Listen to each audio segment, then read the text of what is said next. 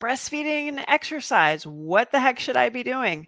We answer that question and more when I have Kelly Kendall, aka the Balanced Boob, on the Active Mom Postpartum podcast. Let's start the show.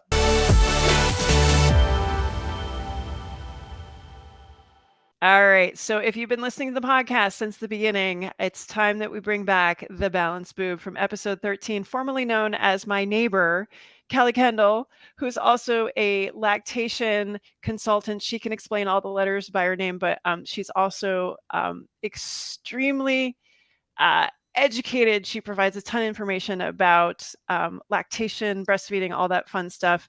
And she's freaking hysterical. So I thought it would be time to bring her back on, partially because I'm selfish and wanted to hang out. So Kelly Kendall, the Balanced Boob, thanks for coming back on the show. I'm so excited to be here. Carrie and I have known each other. We're going to age ourselves. So God, is it like 15 years we knew each other pre-children, pre-wedding? Pre-weddings. So yeah, Yes. it's been Pre-weddings. a long time. Yes. Back when we had things like freedom and sleep.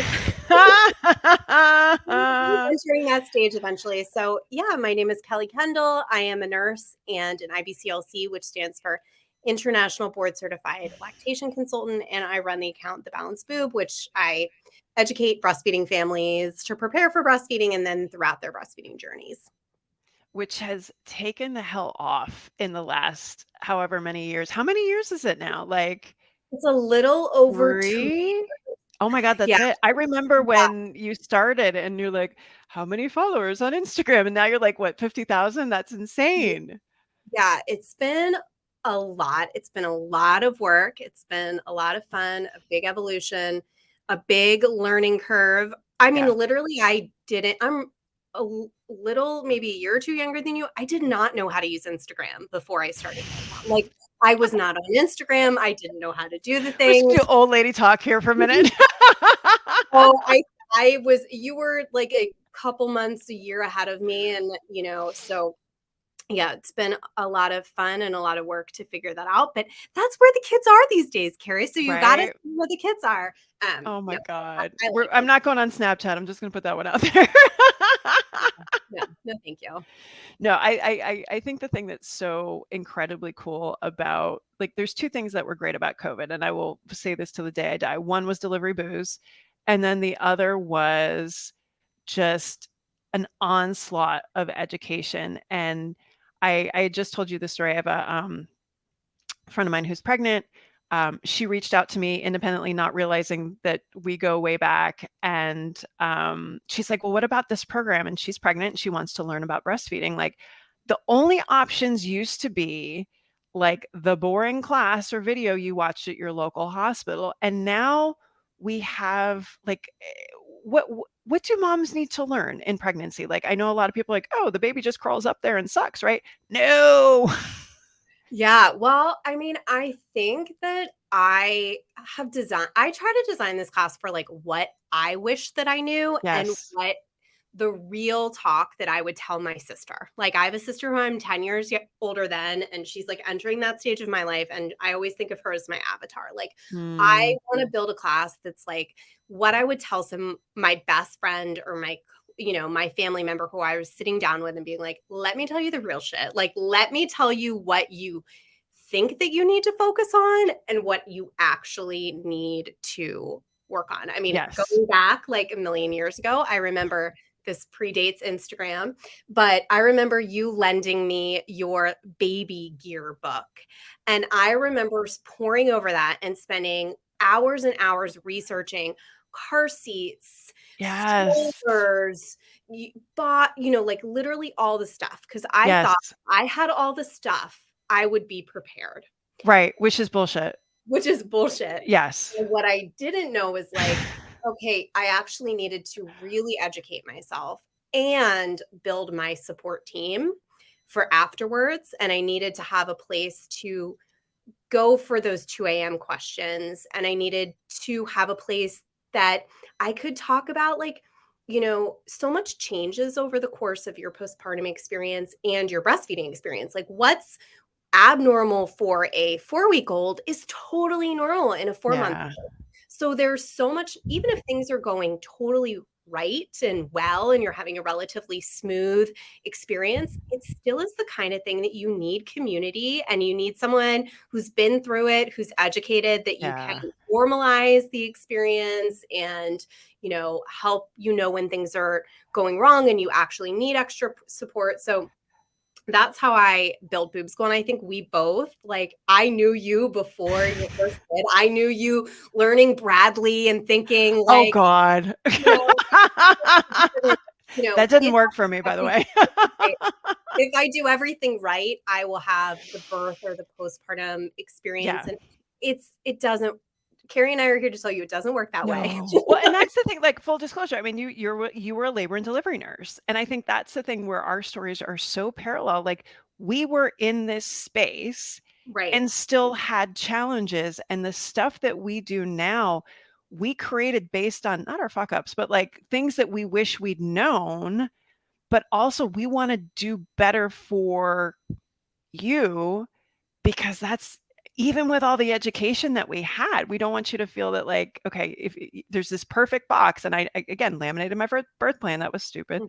Mhm. And your pregnancy too, like Claire, you were on bed rest pretty quick, right? Yeah. Like, So I started on bed rest, hindsight is 2020. Maybe I didn't quite need that level of intervention, but yeah, I went into my first pregnancy really excited, ended up on bed rest at about 15, 16 weeks pregnant, right. through 35 weeks. And then, I really thought that if I checked all the boxes, I could Yes. sort of guarantee and control the outcome Hmm. of the experience. And that's not the way human bodies work. And Yeah. that's not the way. And the thing that's so interesting about breastfeeding that I love and can be infuriating is that there's two humans involved. Like, there are two dynamic human bodies, Yeah. and a mom can want and educate herself, Hmm. and the baby can have their own issues and challenges that Hmm. you may have not been prepared for. And so, like you said, I really want to build what I wish that I had, what I Yeah. wish that I had prioritized. Yeah. It's not Kelly. Like, if I could go back in time and be like, it is not the stroller.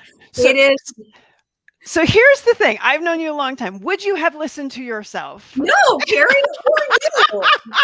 Right? I had to live this, and I had to, we all have to go through what we need to go Yeah. through.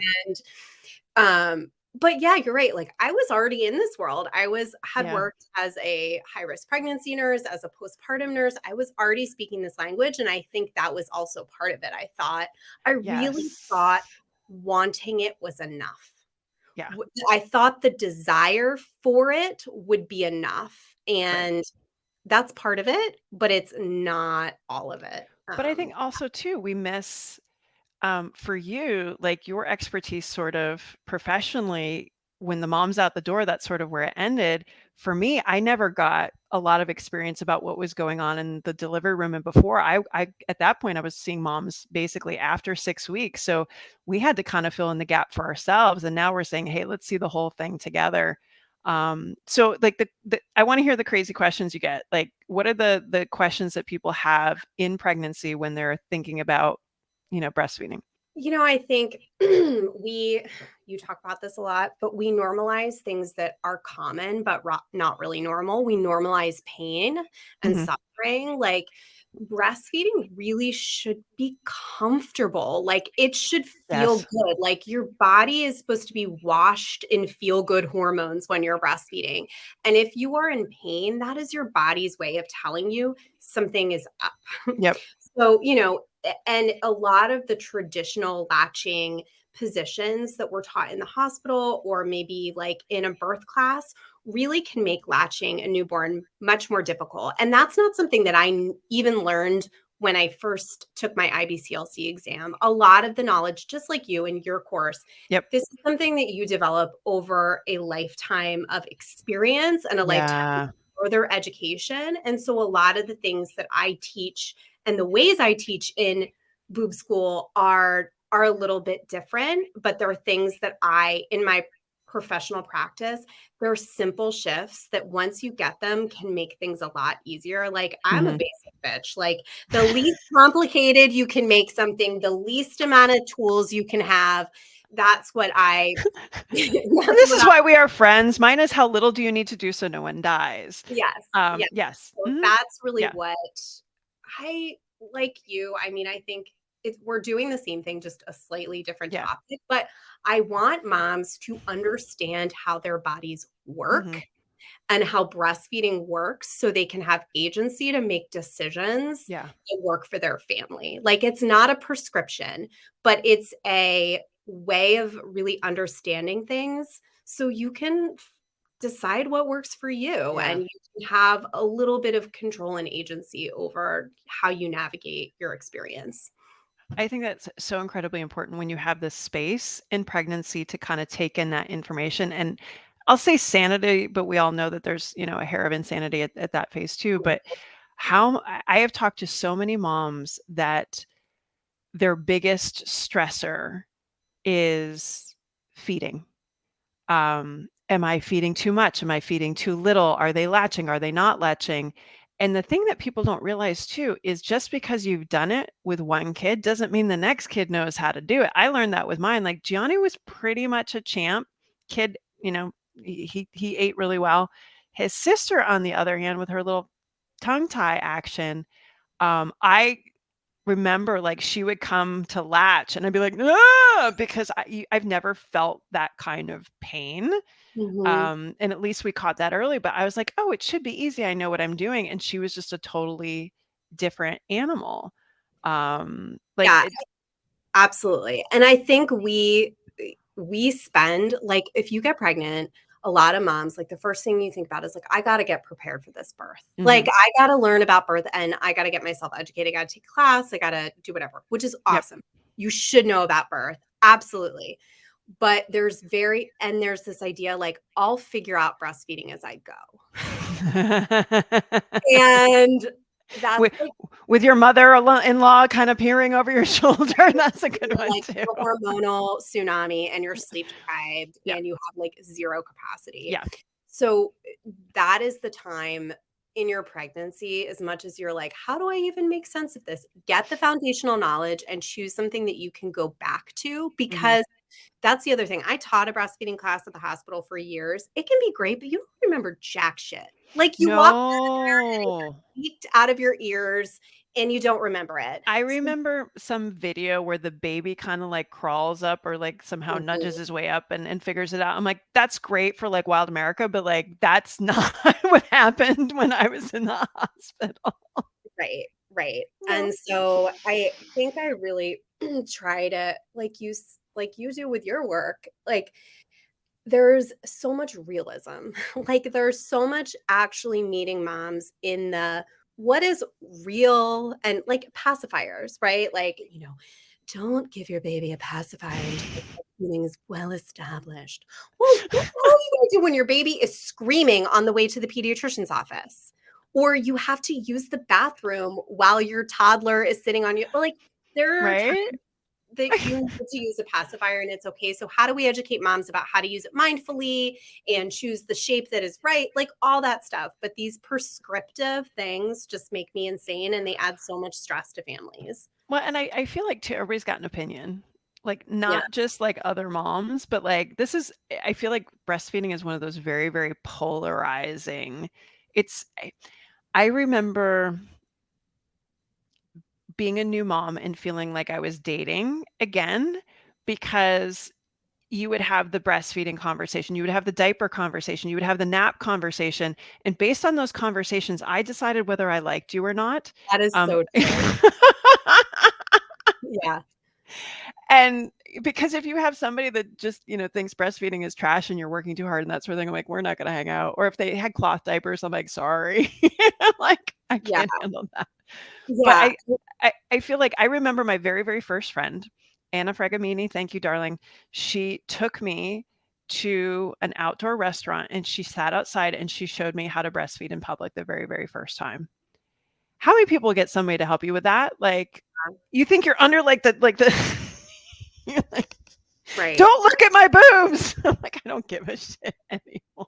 Right. And I think that's what so with my program and we have a huge community aspect. There is a Facebook group, we do support calls because that's what we need. Like there's Yes. so much of postpartum that is just a mom taking you and showing you or just saying, Yes. I remember that. Like you Yes. are not alone. You You are are not not crazy. crazy. Like Mm-mm. it is this hard. It is this hard. And so that to me is like the meat and bones of what I'm trying to build because Yeah. that's it's those interactions that are like the fuel that get you through Yes. those early experiences because you Yeah. think it's like your own unique brand of shittiness that is like making postpartum and new motherhood hard or harder like and this ideal that like you're supposed to love every minute of it like Mm-mm. I put myself under so much pressure that I had to love this baby was so wanted that if I wasn't loving Right. every minute of it that I was somehow bad Yep. and not every minute is enjoyable. I'm sorry. It's not. Like it wasn't for me. Maybe it is for other people, but giving yourself permission to Yeah. hold all of that Yeah. is okay. I love that community aspect. I've been having a lot of conversations with people about kind of the lost village where, usually a pregnancy and immediate postpartum period, you're surrounded by your community, your family, that the extended family, and how that shifted now till 2 a.m. Like we didn't have like there wasn't anything you could scroll to find that information, but at 2 a.m. and you're vulnerable as hell, trying to look for solutions. There's communities like yours that like anytime I mention hamburger nipple to somebody, they get it. Like Yeah. you say a couple of those words that you say it and you're like, you know what I'm talking about. Like Yeah. spaces Absolutely. where it's okay to talk about your nipples being hamburger. Like Just seeing breastfeeding. yes. Like post a lot of videos of moms latching and I really try to show like up close and personal because how are you supposed to learn a somatic body Yes. movement pattern without seeing it? Mhm. And breastfeeding is a full body thing for mom and for baby. And I had a mom reach out from the UK like a couple days ago and she's like, thank you so much for posting that video. I'm due in a few weeks and I have never seen someone Oh breastfeed. my gosh. And so, I'm so grateful for all of my clients and my friends who've let me take videos of them and share them because it really is a service to humanity because that's how mirroring works. It's Yes. watching another like exactly what you said with your friend taking you out and showing you like this is how you do it. You see someone else do it, you Yep. mirror it with your own body. It's so powerful and that's what we need with breastfeeding. We don't need someone grabbing our boob and shoving it in our baby's mouth. We need someone Right. to mirror what we should be doing with our body so then we can Yeah. copy. Well, I think there's also a misunderstanding where people say, "Oh, well, there's a lactation consultant at the hospital." That can kind of look like anything. That can be a lady that she's responsible for every single new mom on that floor. She'll pop in for 30 seconds, pop the video in, or she'll show you like a quick hold that you're not going to remember 2 minutes from then to you sit in a class or you do something. But seldom is it that's this amazing, impactful thing that you're never going to forget the rest of your life and you get all of your questions answered and you feel fulfilled. Like, no offense, they've got a lot to do. Yeah. Um, that's where I think even if you don't get this education before, having somebody that you have worked in that space, you know what people are being taught, you get to, have conversations and DMs and messaging and groups where you're talking about, hey, I got home and shit hit the fan and it's not like this at all. And I don't know what the heck is going on. Like, I think there's such value to understanding um, that yes, we're doing the best we can in a medical environment, but there's restrictions and limitations, and it's okay to say, I need more. And chances are probably all of us need more. And we may not have access to somebody to come to our home because of where we live or resources or things like that. That's why I think for you, it's such an amazing resource that you put out there because you just need internet, man. Like if you've got internet, you've got Kelly in your house. to answer those questions. So I feel like that there was such a space and a need for that, but the fact that you understand kind of both sides of like that and then experienced it yourself with your kids too. Yeah, I've kind of had all 3 experiences. Like, Mhm. I've been the mom who didn't get the help that she needed when I was a new mom and didn't know anything, and I was begging, literally begging for help, and Yep. nobody was helping me. And then I've had the experience of being the lactation consultant who is fighting discharge orders for a baby who's not even latching well, who's Mm. you're up against so many systemic problems, Yeah. that really are out of your control. And then I've been the outpatient IBCLC that's seen kind of the results of the moms really falling through the cracks. Mhm. Um, and I absolutely, like I said, I worked for years at the bedside. I get that, you know, most of the time, not all of the time, but like in your field, there are great pelvic floor PTs and there are Yeah. or PTs. And the same goes for IBCLCs, and Yeah. especially at the hospital when they may be understaffed, or maybe not up to date on the most, you know, not know the newest information about breastfeeding. Yeah. So it really, as much as I wish that it was a different way, it Mhm. isn't. It really is up to the mom to build her community and her support and Yeah. get that education Yeah. beforehand, When ideally. when is it too late? It's never too late. Okay. I have moms join boob school who are, you know, months out, and, they still will get something out of it. Like you said, like, with your work, like, I never want a mom to feel, even if she joins boob school and all she gets out of it is coming to support group and me giving her permission to stop being Yes. seen and validated, and going into the Facebook group and having 25 moms be like, "You are doing an amazing job. We see Oh, you." It I is love that that. hard. Like, that's worth it to me. Like, that's the juice, is Yep.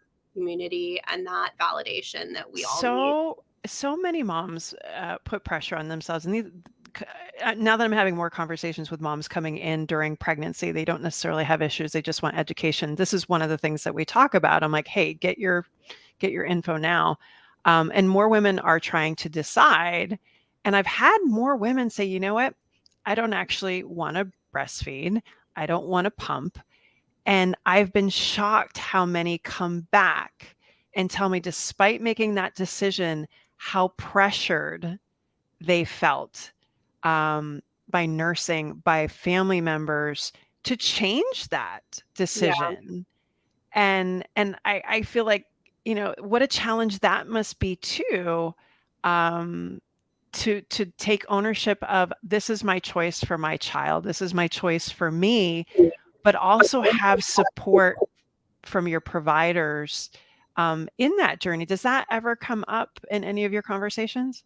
yeah, certainly, there would be moms who, um, at the hospital will have decided not to breastfeed. And I take the stance as it is never my job to convince anybody Right. to do anything with their body Yeah. that they don't want to do. I have no interest in that.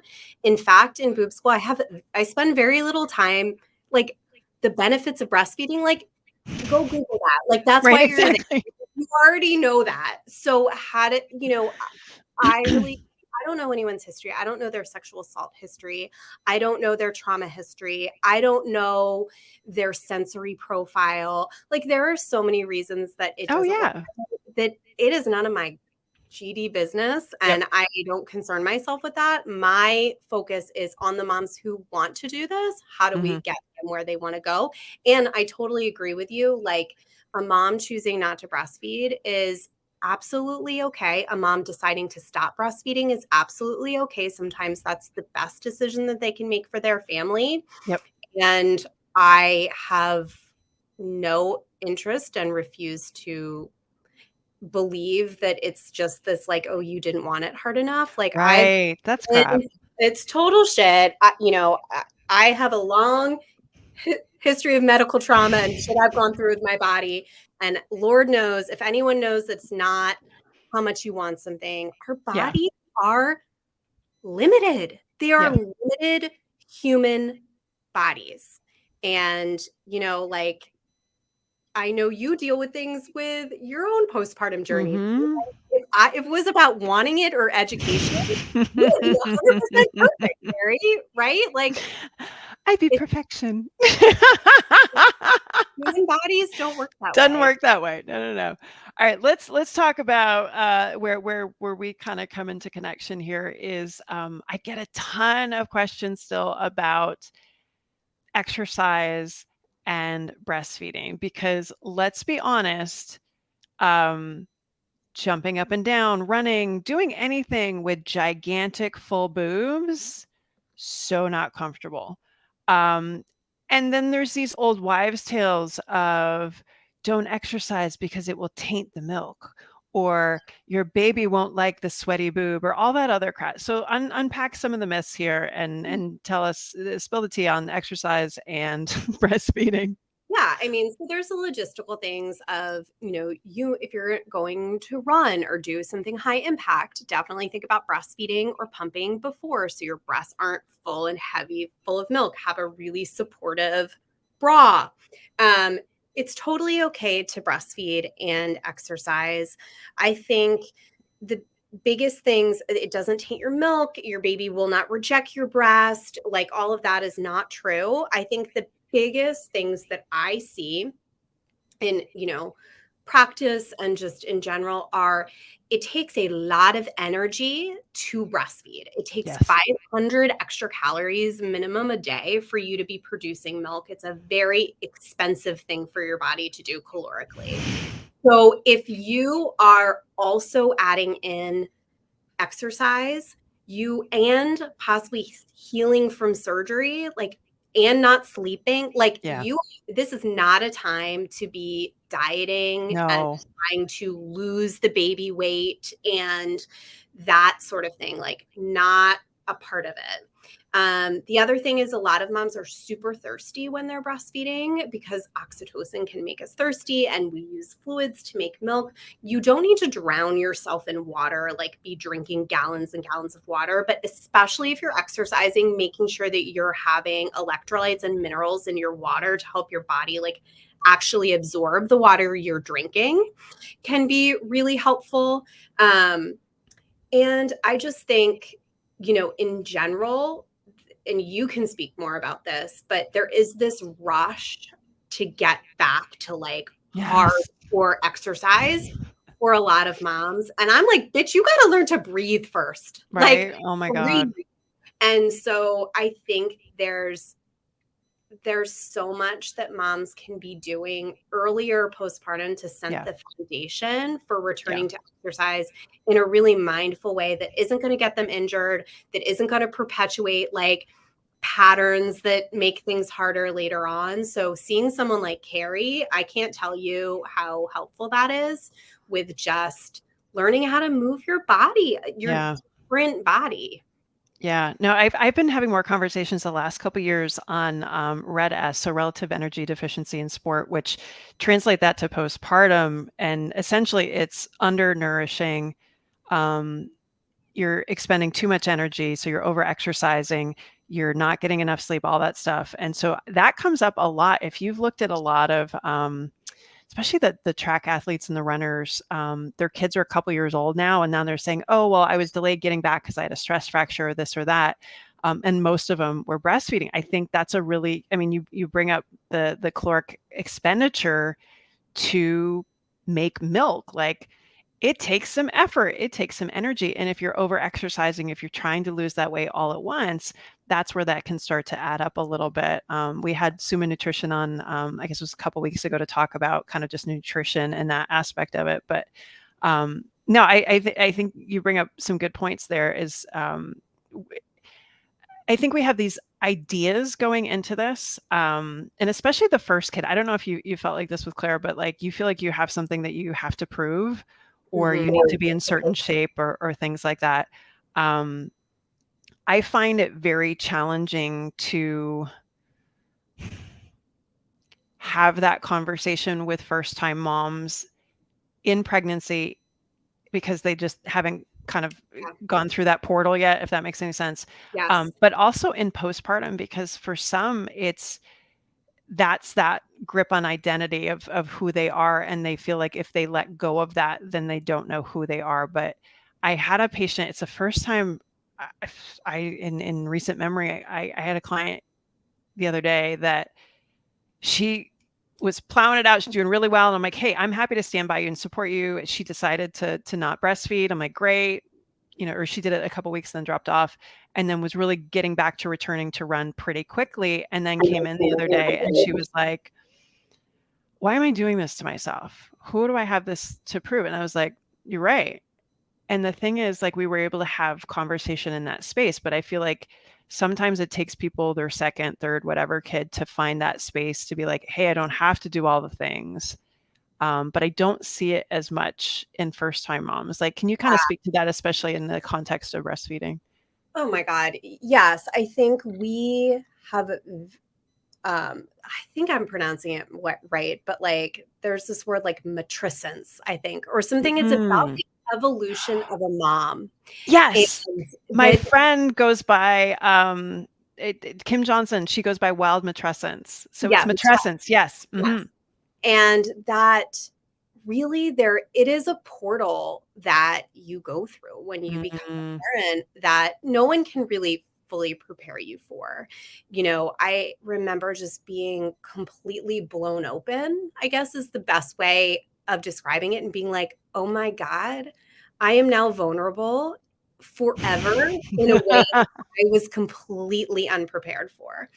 And it happened both times. It was like, "Oh my God, I am in charge and love this person, and if this person was taken from this earth, like, I would just keel over." Like, I mean, there's this huge identity shift, and I think that comes a lot into breastfeeding, and I talk a lot in boob school and on Instagram about self-compassion, and this is Yeah. something that I see as a part of breastfeeding and something that I've dealt with in my own journey with my health. I had cancer at 16 and I have a chronic illness. And, for so many years when I thought about my body, I just thought about pulling it behind me, like dragging Mm. it.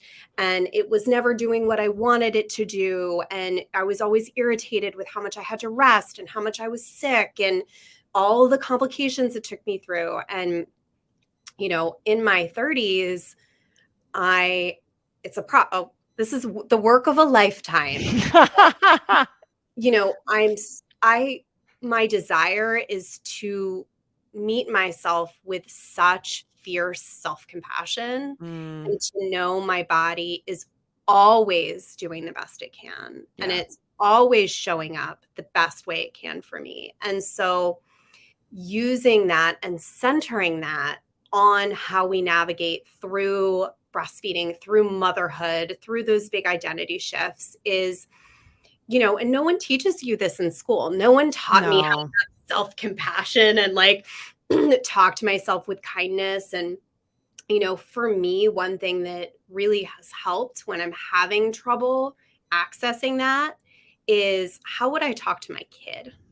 How would Yeah. I talk to my kid if they were confronting something, they were dealing with, an identity shift, they were becoming a parent, their body wasn't performing the way that they wanted it to, or, Claire has scoliosis, and how does she navigate that and look at her body as good? And, you know, s- and I can access it in a way that helps me to be like, I want to talk to myself how I would talk to my child's body. Yeah. And, I think that's such a big part of the conversation that I want to be having Mhm. right now, because it's not just breastfeeding. It's not Right. just return to run. It's not just it's so much more. Like, Yeah. it's so much deeper and richer and more complicated. And I think the moms that we're working with are maybe a few years younger than us, maybe our age, but our kids are school age. They're a little bit older. We have a little bit of like a big sister, a few Yes. years Yep. removed viewpoint now, Yep. where, it just to give to be a person that's like, let me take your hand, tell you you're doing a good job, and that, this is part of being a human and a parent and navigating Yeah. the world. I think that such great points there. And again, having watched kind of your evolution from, you know, you know, trying to get pregnant, first of all, wedding, trying to get pregnant, babies, now you're like CrossFit girl now. I love that now about you. Surviving kids in school and all of that. Like you really, I think, walk the talk. And you brought up a point that I've been thinking about more recently where, our kids are a little bit older. Can we still relate? Can we still provide value? And I think it's how we've seen ourselves, like you said, as more like that supportive big sister that we're not going to tell you what to do. We're going to validate the hell out of you. We're going to tell you the lessons that we learned. It's on you to figure out what's going to work for you, but be, that big support cheerleader. I think that's a bit different than what we may have experienced, where it was a little bit more, good advice, bad advice, maternal or something like that. I like to think, I would hope to think that we're gonna be seen as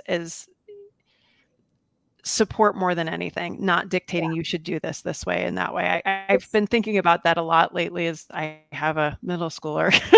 yeah, right. And that it's not prescriptive. Like, and some of this is Yes. just shit. Like some of this is just the work. It's the stuff you're Yeah. weeding through. It's the, Yeah. but I think having been able to kind of zoom out a little bit and have some perspective on things in a way that when you're in it, you don't necessarily have the same perspective. Now I'm years out and No. I can be like, oh wow, like I wish that I'd navigated that a little bit differently. I wish I'd Yeah. been kinder to myself. I wish I had asked for help sooner.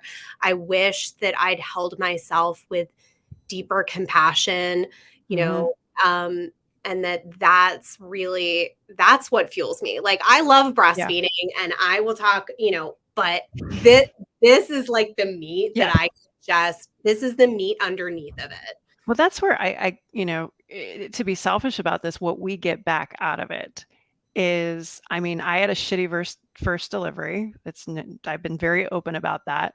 Um, we had our miscarriage, then we had, Analia, and there was some shit that went down and some trauma. And I don't know, had I not been in this area of practice and literally being faced every day, like I'll have at least once a week a client that'll come in and be like, "Oh, I'm trying to avoid a C-section," and I'm sitting here having gone through 2 of them, like you have to process that stuff. And that's where I kind of think it's a gift for us that we've had this space and these opportunities to go back and look at and reflect and process. And so many people don't get that chance. And for us, I think it makes us better at what we do because we can kind of see things from that perspective, but also appreciate a lot of the other ones as well. Yeah, I mean, I think it's lifetime work. I honestly Yeah. haven't processed my births personally in a You talked about that. I was going to message you and I was like, girl, we need to chat. Like, I'm I not literally surprised knowing you though. No, I'm not surprised. yeah, I have had a lot of medical trauma and my Hmm. nervous system was like, I know how to handle this. I will fully disassociate from this experience. Right. And, it's not the kind of birth that I really didn't feel like I was a participant in my birth. And I have a lot of grief around it. And I know I need to do that work. And I'm You said in a very matter of fact and very the book is sitting on my monotone. bedside table. I haven't opened it yet, but yeah, I mean, I think this isn't something, this is life. Like this is the work. Like you don't ever like get it. You don't ascend some like mountain of Oh, you knowledge. You don't? just no, Okay, all no, right. I was Carrie. still looking for it. No, my very first memory of Gianni, I don't know if I ever told you this, my very, very first memory of Gianni having a C-section that I did not want was they held him over my head and something gooey dripped into my mouth from his body, and I was like, "Bleh!" That is my first memory of my son, honey, I love you. My other memory is looking at him, and I can't tell you what I think maybe it's his left ear sticks out more than his right, which is totally a James family thing. But I remember trying to press it back into his head and thinking that if I did that a little bit more, it wouldn't stick out. The things we remember. Yeah. What the hell? I also remember Yeah. throwing up a lot. Yes. It was not I I remember know. clearly. I remember the day you came home from the hospital with him. Um, Yeah. Did you come to the hospital? I can't remember. I think I you maybe didn't, but waited I till we think I got came home. over I think I was on bed rest, and I think I crawled my ass over there. I We was like, kept "I coming must over to do hang out this." with you. Yeah, that's Yeah, right. That's right. You yeah. got your baby fix on. So it's been a long time. I can't believe that, we're both doing Oh, this work. And, I like you know. said earlier in the beginning, like COVID was a lot of shit, especially as someone with an immune deficiency. It was not Yeah, fun to navigate that, but it created a place for me to develop boob school. I don't think I would have left the hospital had it not been for that. yeah, So, I don't think virtual consults would have been a thing. Like, who would have done a virtual breastfeeding consult? You'd be like, no right. way. And then we started doing them. And we're like, oh, wow, this is really effective. Well, This is same really with us. Yeah, right. That if you're a certain level of provider and you have a certain level of expertise, and especially for a mom who may not have access to it. I've had so many moms, yes. in the middle of Kansas, and they're like, I don't have a lactation consultant within 2 hours of me.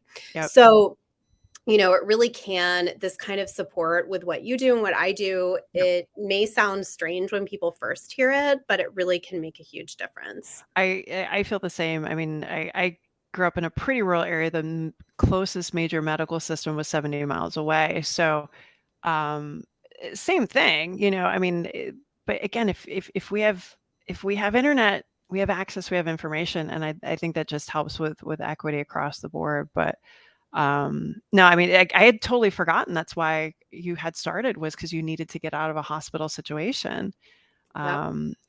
Okay, well, we'll make that another good thing on the Yes, geez, COVID yeah. list is drinks and virtual access to the Balanced Boob. So I love that. I love that. All right. So if we have any mamas to be or mamas that want to know a little bit more about boob school, like if I'm a mom to be, what's the program that they should start to look at? Where and obviously all this stuff you can just see Kelly on the Balanced Boob on Instagram. But what just kind of run us through kind of what the offerings are. Yeah, so follow me on Instagram.